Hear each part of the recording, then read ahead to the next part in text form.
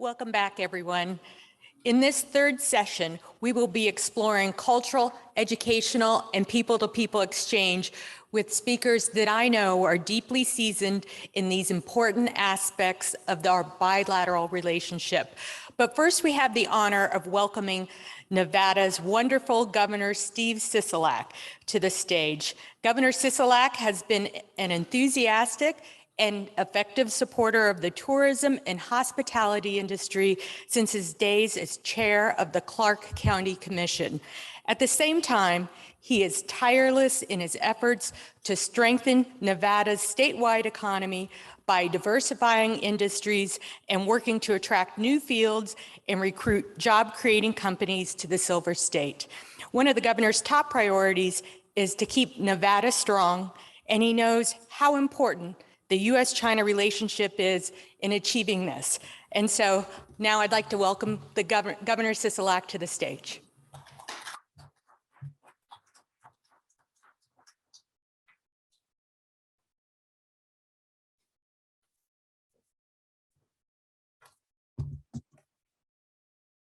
Good morning, everyone. Thank you very much for having me. I really appreciate the opportunity to be with you this morning and say just a few words about Nevada, about myself, about my family, and you're gonna get something about my wife. I'm excited to kick off the third session of this forum, focusing on the cultural, education, and people-to-people exchange that we are undertaking.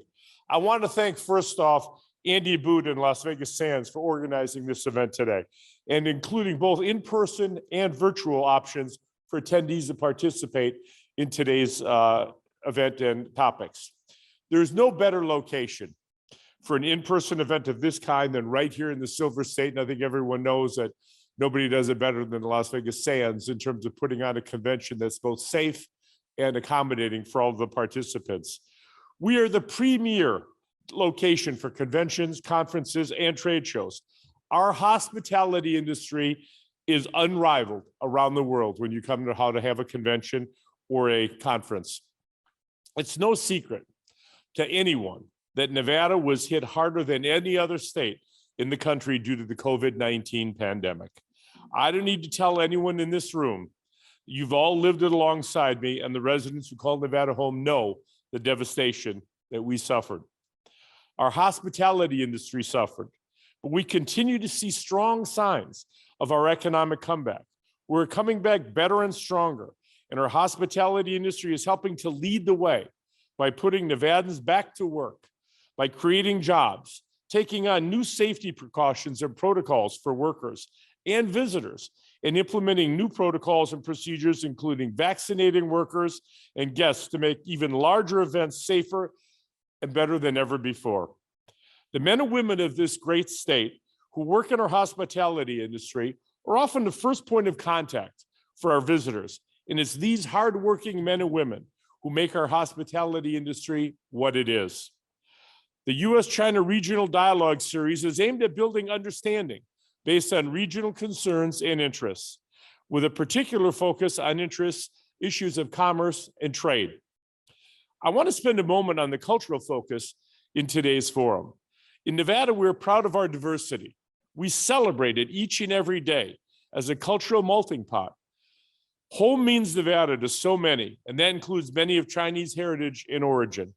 Chinese culture and history at the heart of America's history. It is woven into the fabric and the fundamentals that make America the country that it is today. Here in Nevada, we could not be prouder to celebrate the amazing heritage, rich history, and prominent contributions Chinese Americans continue to bestow upon our Silver State every single day.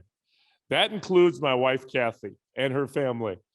Kathy is the first Asian American First Lady in the state of Nevada, and currently only one of two First Ladies of Asian Chinese descent of First Ladies in the United States. Kathy's dad, who unfortunately I never got to meet, he passed before we got married, well before we got married when Kathy was a child, was the first Chinese dealer on Fremont Street. There are so many Nevadans who have similar stories of opportunity here in Nevada and in the United States, but particularly in Nevada. The union between the Chinese and American cultures is a representation of hope. It is a story of triumph through adversity and a reminder that by continuing to be there for one another, by having this partnership, a better and brighter future awaits all of us. Together, we are stronger. As we continue our economic recovery from the COVID-19 pandemic, we look forward to welcoming back visitors from every corner of the globe, including our visitors from China. We hope to get those planes flying back across very, very soon to welcome visitors back here and to have our citizens head back to China to visit as well, because it is a partnership that we share. Nevada, particularly Las Vegas, is a hospitality, travel, and tourism leader in the United States. We are open for business and we're open for visitors. We appreciate your patronage and we appreciate you coming here. We look forward to seeing you return time and time again to our great state. Thank you for having me again this morning, and I wish you nothing but success in your conference today. Thank you all very much, and thank you to the great people at the Sands who made this conference such a success. God bless you all. Have a great day. Thank you.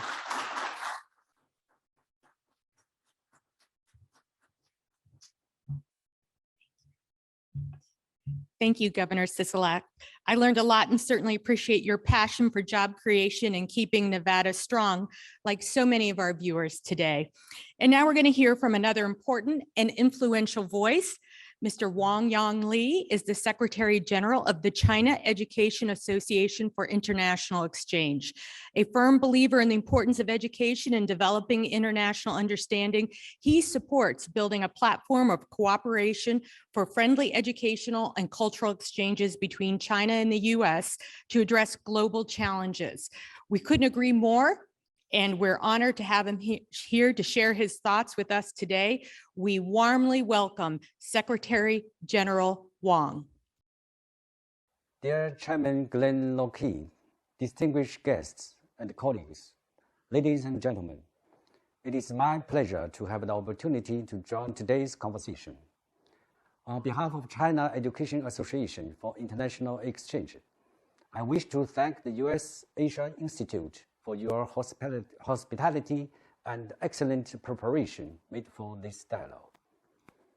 People-to-people exchange is one of the three pillars in bilateral relations, together with political trust and economic cooperation. In the 5 collections proposed by the Belt and Road Initiative, the most miracle, the most basic, and the closest point to every citizen is the connection between the people. This reminds us 50 years ago, Dr. Kissinger's secret visit to China and started ping-pong diplomacy. The old generation of Chinese and American leaders showed great wisdom, vision, and courage to go beyond ideological differences and reopened the door of China-US relations.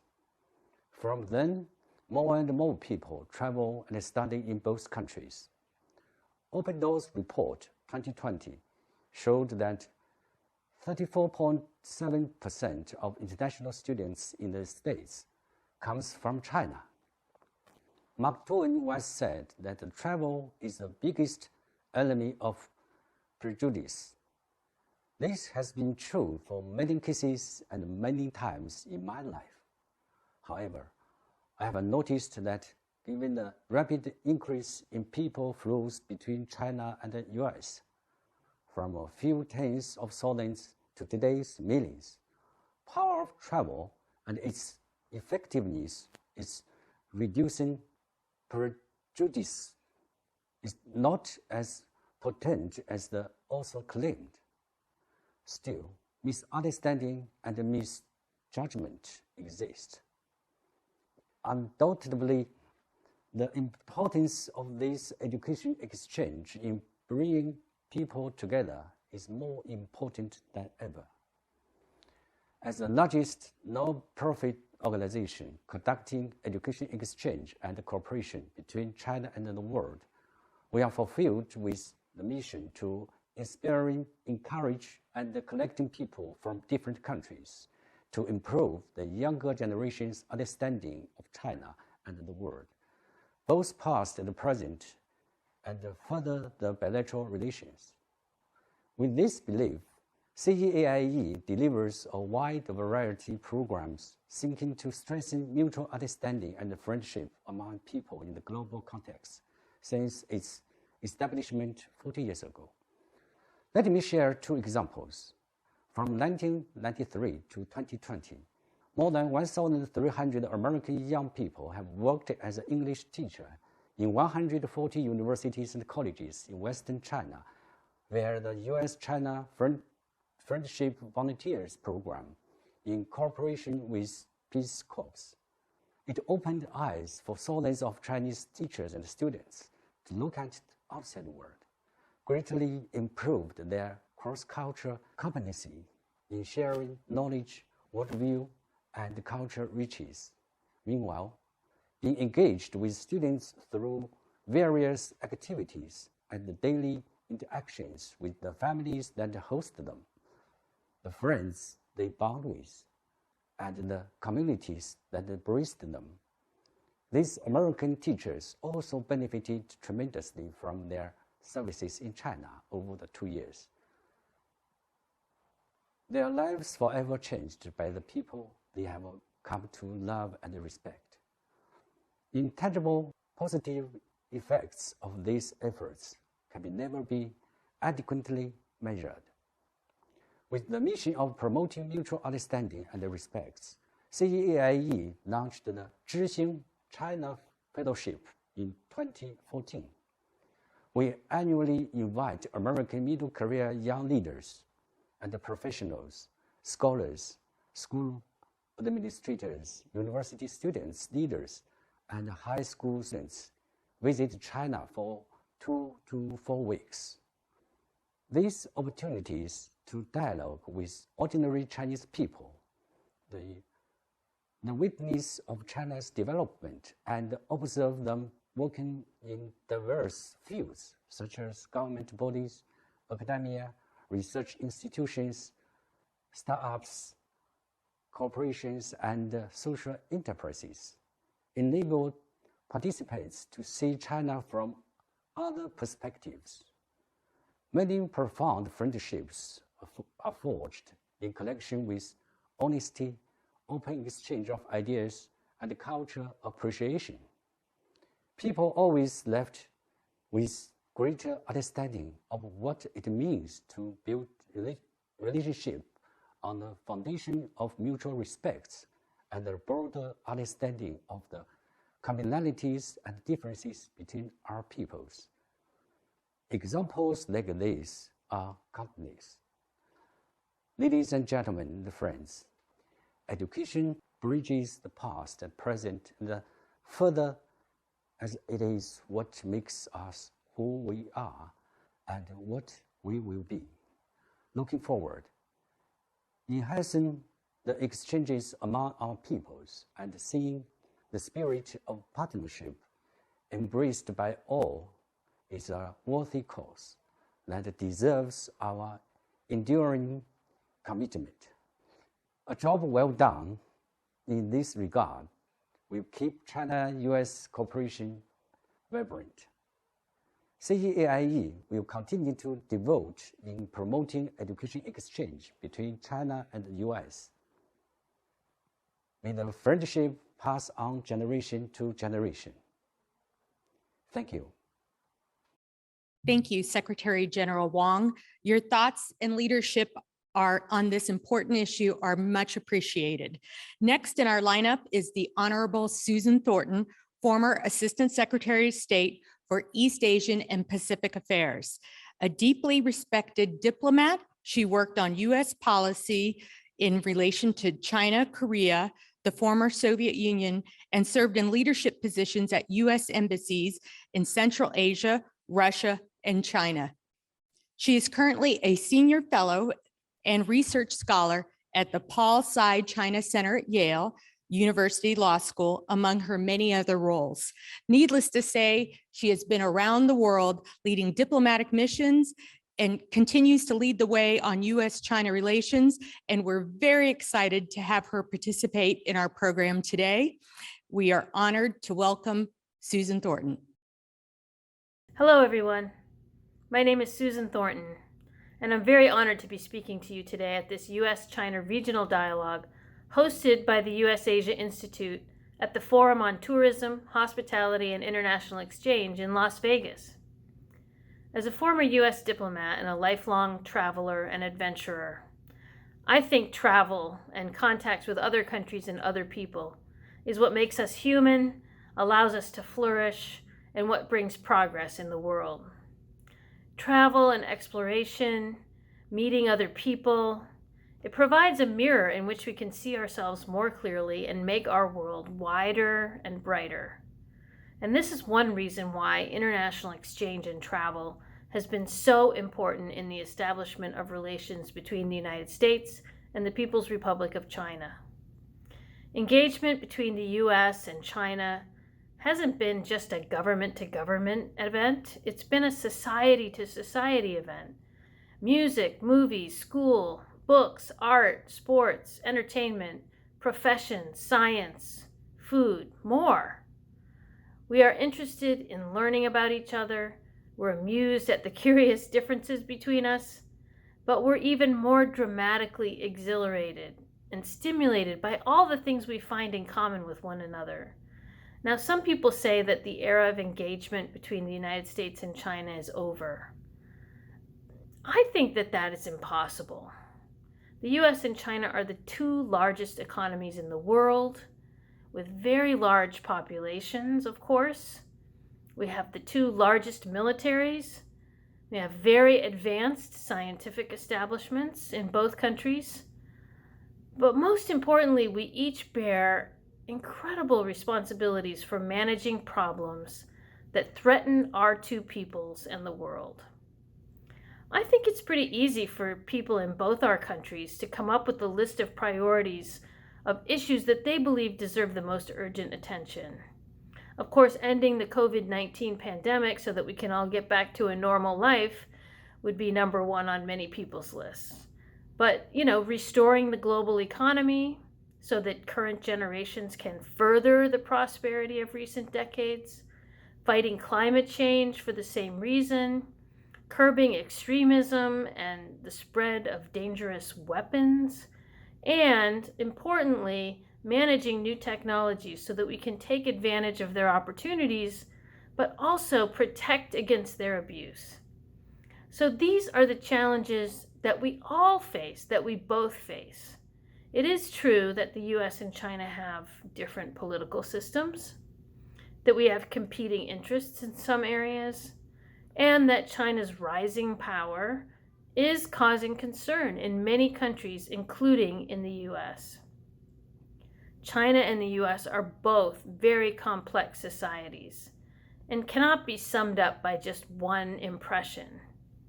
But Chinese and American people are pragmatic, they're hardworking, and I think they take their responsibilities seriously. So I believe it is possible to overcome these differences and to chart a constructive path forward. At the moment, mutual suspicions and recriminations dominate the official and the popular narratives between us. And this has happened before, and it is dangerous. We should not each be regarding the other as on some opposite side. It is precisely when governments are having difficulties, though, in communicating, that people-to-people exchange becomes even more important. Now, some will point out that people-to-people exchanges today have become difficult. There are new rules, there's a pandemic, visa complications, and a climate of official discouragement. But we know the determination and the resourcefulness of our two peoples, of their goodwill for one another, and the genuine hope we have for the success of one another. I'm speaking today from Yale University, where in every department we see evidence of Americans and Chinese working together to do inspiring things. The Yale China program, the first university program between the US and China, still has a robust people-to-people relationship with the city of Changsha in Hunan province, where there is a Yale hospital. people-to-people encounters reinforce firsthand the notion that we wish each other well. These contacts make a major contribution to understanding, and they help paint a true picture of the situation in both our countries. And this is fundamentally important in the complicated times in which we live today. So I wish you all well for the future of people-to-people exchange between the United States and China, and I wish you well for this conference. It's been a pleasure being with you today. Thank you, Susan. We really appreciate your well-informed and knowledge-based perspective. You know, we look forward to our ongoing work together and continued participation and engagement. Thanks so much. Well, it's time for another amazing panel. And this one speaks to the heart of the dialogue we are having here. This panel will focus on cultural, educational, and people-to-people exchange. These programs form the underpinning of the US-China relationship by building understanding and serving as the foundation for our enduring ties. These are crucial in keeping open the lines of bilateral communication at all levels. And who better to lead this important discussion than the individual with more than 4 decades of experience being a part of this work.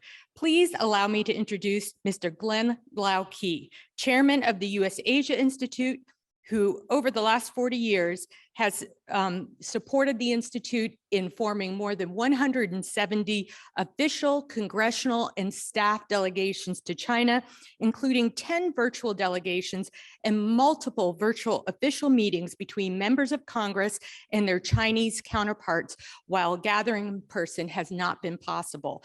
I'm pleased to welcome Glenn back to the stage to moderate this panel. Glenn. Thank you, Rachel. And thank you to our keynote speakers, Governor Sisolak, Secretary General Wang, and the Honorable Susan Thornton for their remarks. And a very special thank you, of course, to Las Vegas Sands for making this dialogue possible.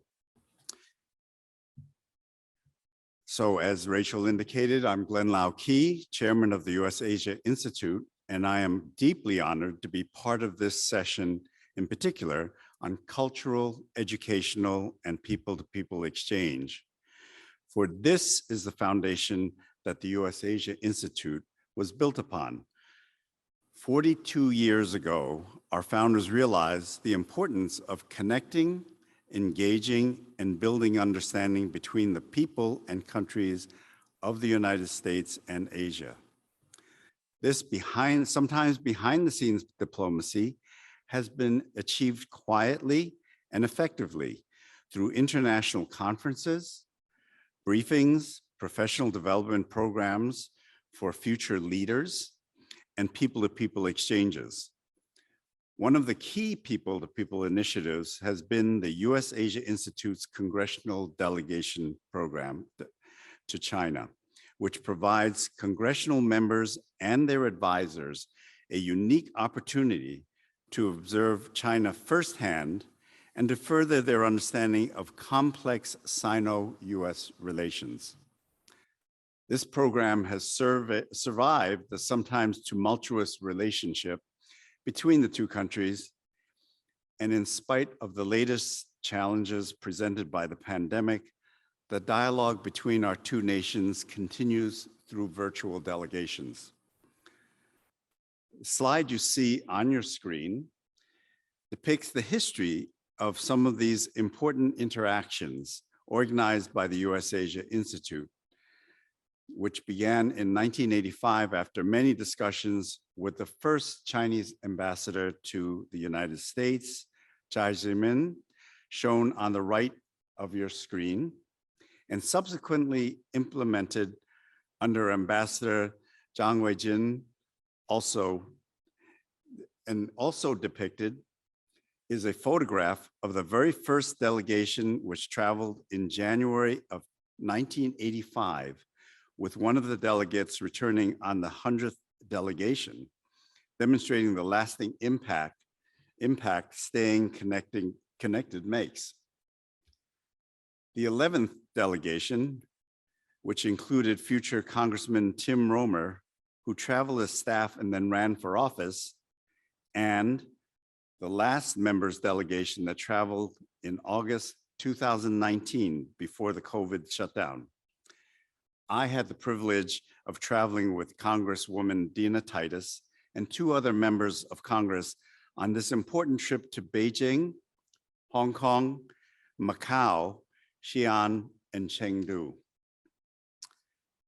The importance of people-to-people engagement is key in building understanding. And today, we are indeed fortunate and honored to have 4 prominent individuals with us who have decades of individual and combined experience working at the heart of the US-China relationship. Through their efforts, they have built understanding, facilitated dialogue between the peoples and organizations of the US and China. I will introduce each of them as I ask them to speak and share their perspectives with us. And then afterwards, I will ask them to all answer some questions and perhaps have a conversation. Our first speaker is Ambassador Julia Chang Bloch, the first Asian American to hold such a rank in US history. She has had an extensive career in international affairs and government service, in academia and in the private sector. As founding president of the US-China Educational Exchange, she promotes stronger and more stable US-China relations through education and exchange for China's next generation leaders and training of young Americans. Ambassador Bloch. Thank you, Glenn. And thanks to your US-Asia Institute for hosting this conference. And as you mentioned, to the Las Vegas Sands for making it all possible. It has always been my belief that while US-China government-to-government relations may ebb and flow, people-to-people relations will endure. To sustain the bilateral relationship and residual goodwill between our 2 countries.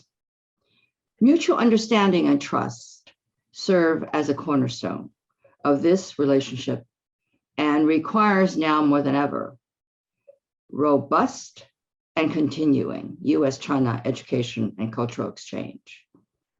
Strategic distrust has always been at the bottom of the escalating competition and antipathy for cooperation emanating from both sides. The US-China relationship is now at its lowest point since normalization of relations in 1979.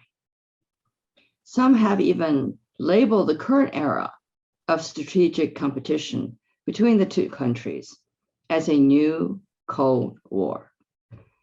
While I do not yet fully subscribe to this view, I do believe it is no longer unthinkable for China and the US to again find themselves in conflict and possibly at war. During this historic low in the bilateral relationship, I am grateful that the organization which I founded in 2004, the US-China Education Trust, or USET, has continued to carry out our mission of promoting US-China relations through education exchange. People-to-people exchange keeps lines of communication open between the 2 countries, allowing both sides to sustain goodwill and avoid misunderstandings that can lead to war. Although the majority of exchanges have yet to fully resume in person, virtual and hybrid dialogues, such as this one, continue to make an impact. I have witnessed this firsthand through USET's almost 20 years of annual American Studies Network conferences and our continuing engagement with over 70 Chinese institutions of higher education and think tanks throughout the pandemic While NGOs like USIT, universities and governments, have an obvious stake in promoting educational and cultural exchanges between our two countries, it is good to see corporations like Sands Las Vegas recognize the importance of people-to-people exchange to US-China relations. Pre-pandemic, over 360,000 Chinese students enrolled in American universities and contributed an estimated almost $16 billion annually towards the US economy. The benefits of educational exchanges to both countries are well known and was eloquently presented by Secretary General Wang of CAIE. But the clock is ticking. So just let me conclude by repeating what I wrote in an unpublished editorial from 2009, when I noted that the differences in worldviews, ideologies, and cultural realities that exist between the US and China continue to hold the potential for undesirable and unintended consequences and clashes. That a yawning perception gap between the two countries has been evident time and again in issues large and small, and there has been a predisposition to misunderstand, to exaggerate differences, to think the worst of the other.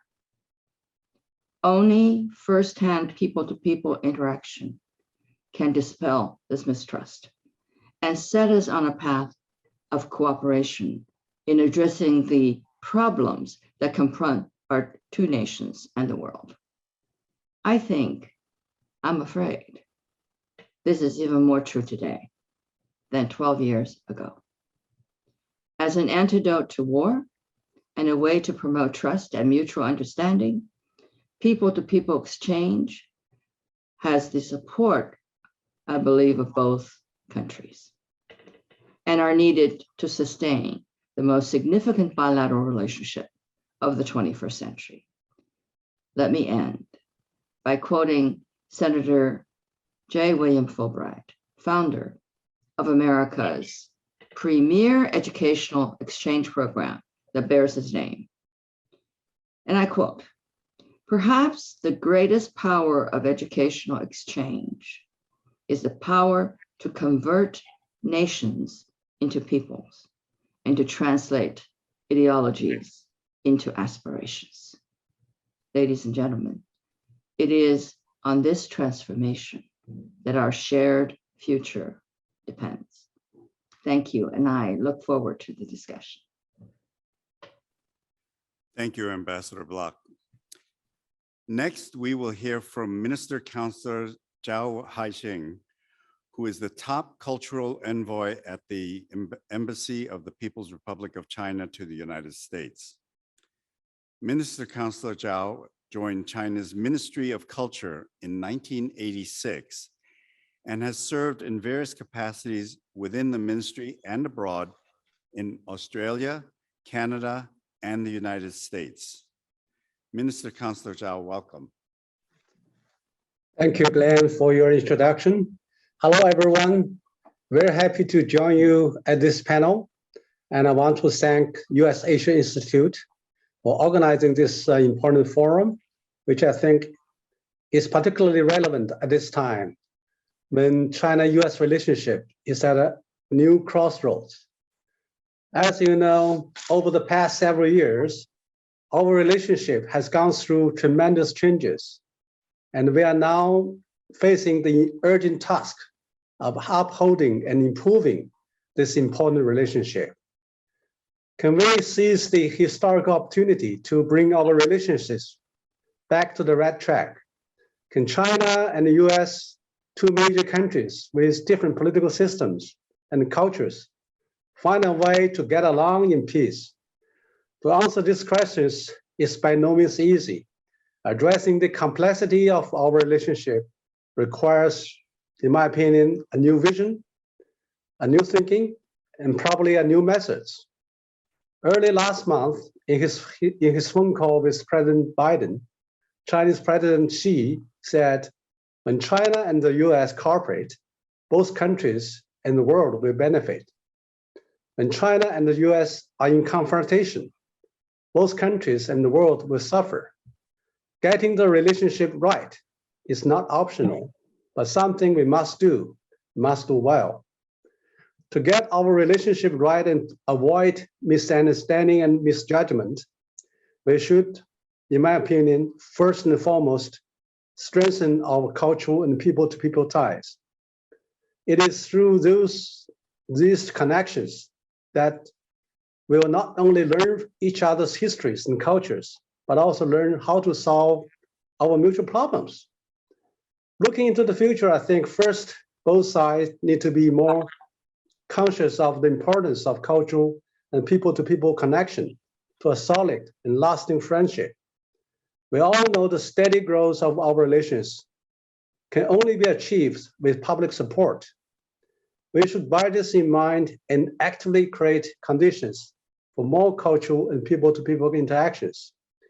With sufficient public support, our relations will not be affected or held back by any particular event at any particular time. Secondly, I think we need to be developing a spirit of mutual respect, openness, and inclusiveness. It's natural that we have differences, but this should not stand in the way of our mutual learning and collaboration. We believe cultural exchange can rise above any differences and bring about understanding and respect. Thirdly, I think we need a better structure for cultural and people-to-people connection. It is not enough to just rely on government efforts. We should get Chinese Americans of all ages, professions, and walks of life to get to know each other, to understand each other better, to connect and collaborate. Fourthly, I think there need to be a more intensive and in-depth cultural exchanges between our two countries. We need to work together to enrich the content of our exchanges, adding fresh ideas, doing more cultural dialogues, just like this forum, to effectively deepen our mutual understanding. Today, cultural and people-to-people exchanges between our two countries have seen tremendous growth and remarkable results. It also takes place in many forms, from government-related projects to individual initiatives, from cultural performances to tourist activities. So all this vividly proves the strengths of our cultural ties, but we could not afford to rest on our oars. We need to be continue pedaling and make further effort in terms of our collaboration, in terms of to bring people of two countries even more closer. So the Chinese Embassy here in DC, we stand ready to work with all of you on these objectives. Thank you very much. Thank you very much, Minister Consular Zhao. Our next speaker is Jan Barris, Vice President of the National Committee on U.S.-China Relations since 1971. As a program associate at the National Committee, she was assigned to work with the Chinese table tennis team who toured the U.S. in 1972. Known as ping pong diplomacy, Jan was at the center of this historic moment and has been actively involved in preparation and operations for visits to the US of hundreds of Chinese delegations and sending hundreds of American delegations to China. In fact, she has traveled to China over 165 times. She has fascinating stories to tell, and we're pleased to welcome her today.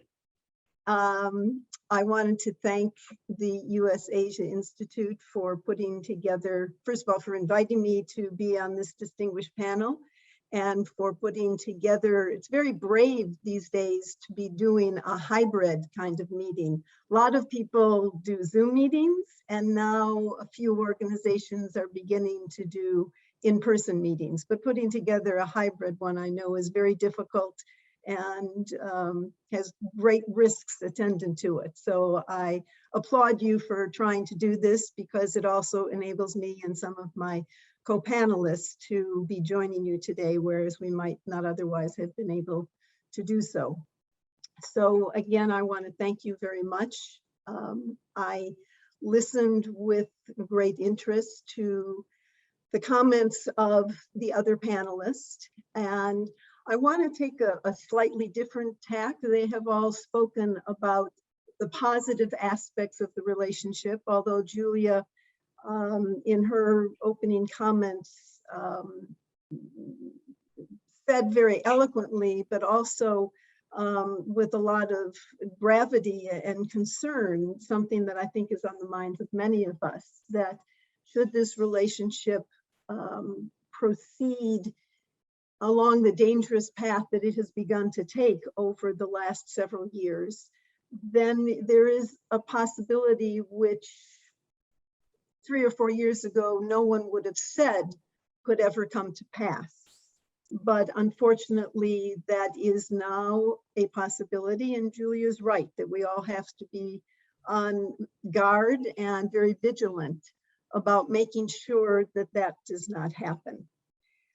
And I want to approach it from the aspect of a narrative that has become popular out around the country, but that we hear especially in Washington. When I go, I'm from New York, although I've spent the last 2 years of the last 18 months of the pandemic in Michigan. And I must say the view that one gets in Michigan is quite different than the view that one gets in Washington. About a lot of things, but it's about China, and especially about China. So I'm very disturbed by the narrative that has taken hold in specifically Washington. And that is that constructive engagement with China has been misguided, has benefited only the Chinese, and is a failure because it did not result in turning the Chinese into a mirror image of the United States. Thus, the logic goes, it should no longer be the framework for our interaction with the People's Republic of China. Now, I have to say, I strongly disagree with that stance with almost every fiber of my being. As Glenn mentioned in his introduction of me, I work at an organization called the National Committee on U.S.-China Relations. For those of you who are not familiar with us, I'll just very briefly, we were established in 1966 to provide balanced public education about China and U.S.-China relations, and also to provide sort of a safe place for people who might have a variety of people who had very different points of view on China to come together and to talk about those in a reasoned and calm manner. You might wonder why that was necessary in 1966. McCarthyism theoretically was something of the 50s, but there were still a lot of McCarthy-type vibes. When I first started studying Chinese at the University of Michigan in 1962, a lot of people thought I was crazy and said, why are you doing this? You can't go there. What are you going to use the language for? What's the purpose? And I did it just because I was fascinated by the culture and wanted to learn more about it. But there were also people who looked at me a little strangely, you know, well, where's your loyalty lie? What are you a friend of the commies? And that kind of language and phrases like Red China just were still very prevalent in the 1960s. So the committee was formed, and from 1966 to 1972, it focused totally on public education. In 1971, as some of you may know, the Chinese surprised the world by inviting an American team, ping pong team that was in Nagoya, Japan with them to stop off in China on the team's way back to the United States and participate in a table tennis tournament that the Chinese were hosting. Well, the Americans were thoroughly surprised and wanted to be able to offer a reciprocal invitation to China to come back to the United States. And so our organization heard about that and offered to co-sponsor the Chinese ping pong visit to the United States in 1972.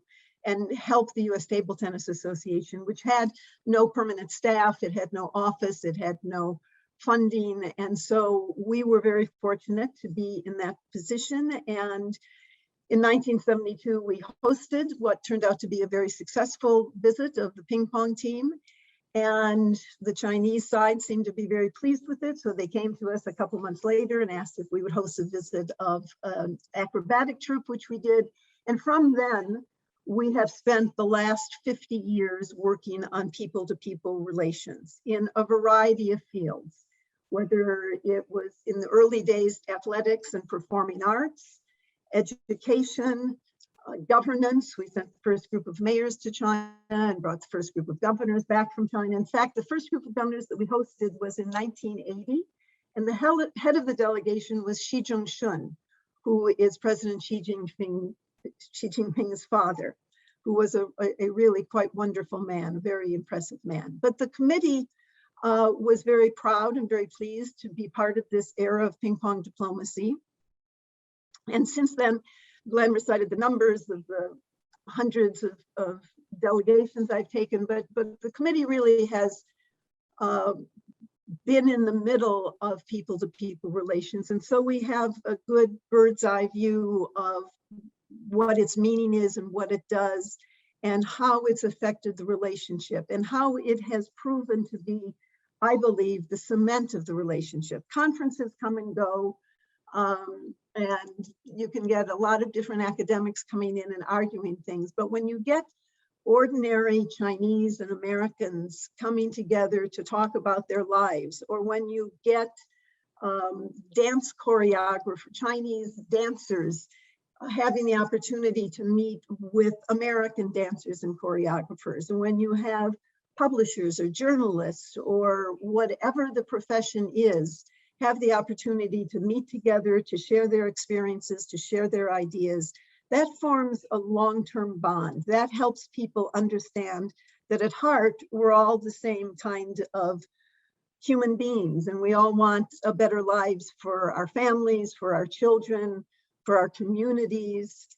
And that's what you get when you have an extensive and extended programs of people-to-people relationships. And that's why it's so important that those continue.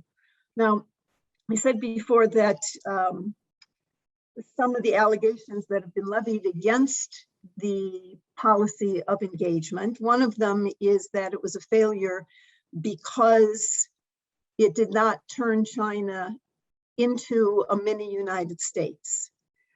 I believe that is a profound misreading of what the policy was intended to do. And I believe that, in fact, I know that, because prior to coming to the National Committee to work, I was a State Department Foreign Service officer. And I knew the people involved. I was a very young, very low ranking officer, but I did know these people who were involved in making this policy. And they were very thoughtful, very astute. I have to say men, because there were no women in the higher echelons in those days. But most of them were people who had experience with China before 1949. Many of them were the children of missionaries, so had grown up in China and knew what they were talking about and knew the language and knew it well. And they never would have put together a policy that had as its core trying to get China to look just like us. They knew China a lot better than that. So that's the first thing. That's not what the policy was all about. Then there's the statement that only Americans have benefited from the engagement policy. That too was just patently false. The National Committee has sent thousands of Americans to China, brought thousands of Chinese to this country. We can see with our own eyes. We have records of stories of books written about the benefits that both the Chinese and the Americans have accrued from this long-term relationship. And there's, I think, something that people maybe tend to forget. It's not just in the sharing of experiences that the United States benefits from this. There are other ways in which we've benefited diplomatically and in which our relationship with the Chinese have helped us in our own foreign policy. So if you think about it, working together with China, the two countries together have been able to work on imposing sanctions on North Korea and Iran. They helped forge the Iran Accords and the Paris Climate Accords. They worked together to help end the genocide in Darfur. They worked to control the Ebola epidemic. The Chinese, and in some extent, I don't feel quite as comfortable about this one in terms of leading the global recovery from the 2008 financial crisis, since we were one of the ones whose fault it was in the beginning. But then we also have worked together to reduce piracy in the Gulf of Aden, and to, in years past at least, to develop joint CDC research and surveillance initiatives in past pandemics. And in fact, the CDC had sent, we had American CDC representatives stationed in our embassy in Beijing, and they worked together very well and very closely. But finally, I want to make just a very sort of personal point, because I'm sort of a child of the 60s, and I did have friends who went off to the Vietnam War. And before the United States and China established diplomatic relations in 1979, the United States fought 3 wars in Asia: World War II, the Korean War, and the Vietnam War. And hundreds and thousands of American soldiers, men and women, died in the battlefields of Asia. But since the normalization of relations in 1979, not one American life has been lost on a battlefield in Asia. Now, whether there's a one-to-one correlation between diplomatic relations with China and that fact, I'm not sure, but I believe that one could make that case. And I believe that that is a huge, huge benefit that Americans have accrued. Just let me say, I've been listening to a lot of podcasts lately that talk about this issue of engagement and what it means and what it doesn't mean. And one of the comments that sort of a very close friend of mine, in fact, he was a former president of our organization, Mike Lampton, who was a now retired professor in Washington from SAIS. Mike made a statement the other day that engagement was not really a strategy. Engagement was a happening. And that's when I think about that, and when I look at the work that we've done, I see how true that is. Because once the two governments did the work of setting up the regulations, and in many cases in the United States, getting rid of certain regulations which prohibited us from working with China. Once that was done, and once the engagement began, in the early days before normalization of relations with China, there were only 2 organizations in the United States that were working on exchanges back and forth. That was ours and our sister organization, the Committee on Scholarly Communication with the People's Republic of China. I'm sorry, I'm just getting a message saying I'm talking too long, so I will try to cut this short and just say that Mike's statement that engagement is a happening is very true, because there are people all over the United States who have been engaged in some sort of dealing with the Chinese. And these are programs that have not been established by either the US or Chinese government. These are programs that have been established at the subnational level, at the government level, at the state and the local level. These are relationships that stem from children being adopted from China, of intermarriage between China and the United States. There's a very, very deep web of relationships between Chinese and Americans that can all be traced back to people relations. And it's imperative that we continue to make sure that those can go on, and because they are only to the benefit of all of us. Thank you very much, Ms. Barris. So finally, I would like to introduce Deborah Lehr, who's the Vice Chairman and Executive Director of the Paulson Institute, where she advises Chairman Henry M. Paulson Jr. on U.S.-China relations, as well as overseeing the development and implementation of Paulson Institute programs and initiatives. Ms. Lehr has served in the public, private, and not-for-profit sectors focused on China, the Middle East, and emerging markets. She advised Mr. Paulson when he was CEO and chairman of Goldman Sachs, and helped the then Treasury Secretary Paulson to create and launch the U.S.-China Strategic Economic Dialogue. She brings a diverse insight to the panel today, and we're pleased to hear her thoughts. Ms. Lehr? Great. Well, many thanks to the U.S. Asia Institute and LV Sands for hosting this very timely conference. We are just, I think it's so important, as we've heard from our various panelists, at this time in the relationship that we continue to have dialogue. And it's really an honor to be on the virtual stage with people who've made such a significant contribution to U.S.-China relations. I really appreciated Secretary General Wang's comments on the impact of educational exchanges, because over 35 years ago, I hesitate to say, I was also a student who benefited from going to China. And that visit when I was 19 changed my life and changed the trajectory of my career. So Ambassador Block and Councillor Wang and Jan Barris have already outlined the framework and some of the issues that we're seeing in the bilateral relationship. So let me talk about a very specific example that I think is meaningful. Certainly, as I saw when I was traveling around China at 19, a critical element of successful people-to-people exchanges, and quite honestly, of being able to have a meaningful relationship with any country, is understanding its history and its culture. As we're all aware, China has a 5,000-year-old history that's rich in literature and poetry, architecture, and scientific innovation.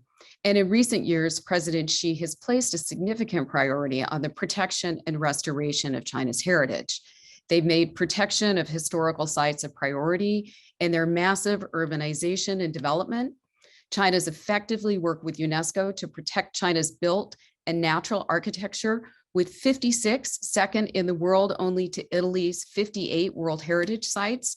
And China is building more museums each year than the United States, in each month than the United States does in a year, and maybe more. Now, what does this have to do with the United States? Well, there's a little known section in the US State Department that functions essentially as the US Department of Culture, the Cultural Heritage Center. And in this department, they negotiate cultural memorandums of understanding that become the basis for cultural cooperation. The United States and China first signed this agreement in 2009, and even at the height of tensions in the bilateral relationship during the Trump administration, they renewed it in 2019. This agreement doesn't receive much attention. Maybe these days that's good with the limitations that the administration has placed on dialogue and cooperation, but it served as an effective tool in promoting greater cooperation in the cultural field. China has the fastest growing art market in the world. Its middle class seeks to purchase many of the finer things in life, like art and antiquities. 6 of the largest auction houses in the world are now in China. Yet at the same time, given the growing value and significance of Chinese antiquities, it's become the target of significant looting. It's estimated that 10 million Chinese antiquities reside in museums outside of China. Some of these, of course, were looted when the standards were different in the 1800s. But since the 1970s, when there were first international rules around the governance of the legal trade in antiquities, we've still seen an increase in the illicit trade and trafficking of China's heritage. In fact, it's believed that now 1 in every 9 tombs in China have been looted. The cultural agreement that's signed between the United States and China places restrictions on the import of Chinese antiquities into the United States. This is important because we are the largest art market in the world. And it makes it easier for China to repatriate their looted treasures now back to China, which is another priority of the Chinese government. The other part of this agreement is it forms the basis for cultural cooperation. The World Monument Fund, for example, has partnered with the Forbidden City to refurbish the rooms of the Qianlong Emperor. And loans for exhibition have been traveling in both directions, from the exhibits of the terracotta warriors at National Geographic to the histories of jazz and ancient Mayan art, going from California and touring China. The US has also served as a leader in training Chinese curators for many of the museums that are now being built, as I mentioned earlier, particularly in the provinces. And US and Chinese scholars are working together to document China's rich history. I'm a strong believer in the importance of these cultural agreements and exchanges.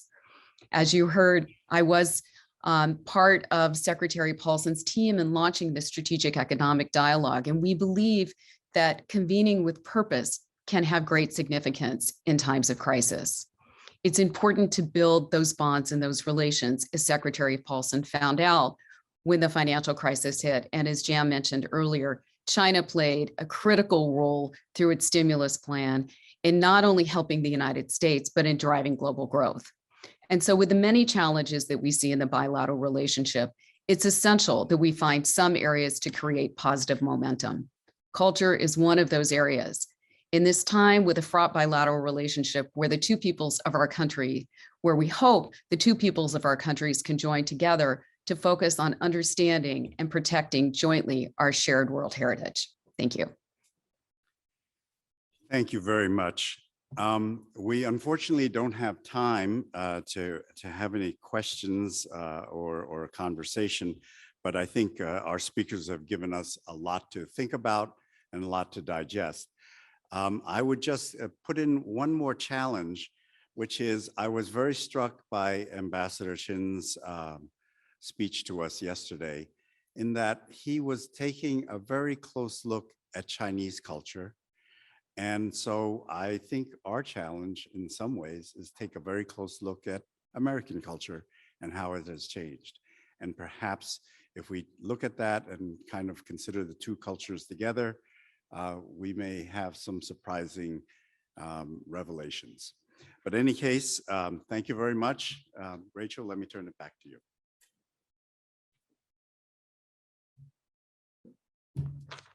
Wow, thanks to all our speakers. We appreciate you, Glenn, and all of our panelists for sharing your expertise on this important topic. Well, we're going to close. We're getting close to the end of our event. After this short break, we have one final session with keynote remarks from Nevada's own Senator Jackie Rosen and Representative Susie Lee, as well as Senator Steve Daines from Montana. Our final discussion will feature an important conversation about workforce development within the travel and tourism industry. Be sure not to miss it, and we'll see you soon.